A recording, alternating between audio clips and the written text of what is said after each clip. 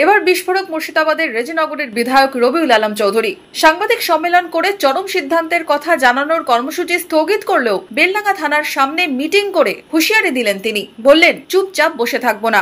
আজকে আমার সাংবাদিক সম্মেলন করার কথা ছিল, কিন্তু আমি আজকে সাংবাদিক সম্মেলন করছি না। আপনারা কেন করছি না সেটা নিশ্চয় আপনারা বুঝতে পারছেন, কিন্তু আমরা চুপচাপ বসে থাকবো না।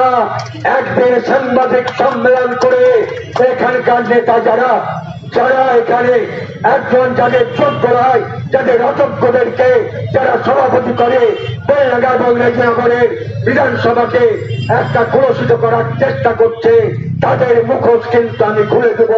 রবিউল আলম চৌধুরী দিলেন হুঁশিয়ারি, বললেন পালিয়ে যাওয়ার নেতা নন তিনি। রবিউল চৌধুরী পালিয়ে যাওয়ার নেতা নয়, তিনি ইচ্ছা করলে কিভাবে জানাতে হয় সেটা জানে।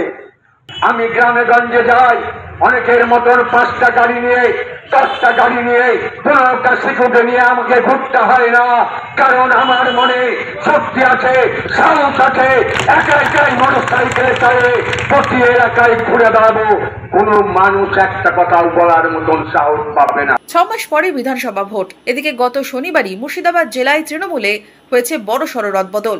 একাধিক ব্লক সভাপতিকে সরিয়ে দেওয়া হয়েছে, পরিবর্তে স্থান পেয়েছেন অনেক নতুন মুখ। বেলডাঙ্গা 2 পশ্চিমের সভাপতি হয়েছেন সন্দীপ ঘোষ, বেলডাঙ্গা 1 দক্ষিণের সভাপতি হয়েছেন হাসান মণ্ডল। এই নিয়ে কি তৃণমূলের অন্দরে বাড়ছে ক্ষোভ? উঠছে প্রশ্ন, চর্চা রাজনৈতিক মহলে। Bureau report, Madhyabanga news.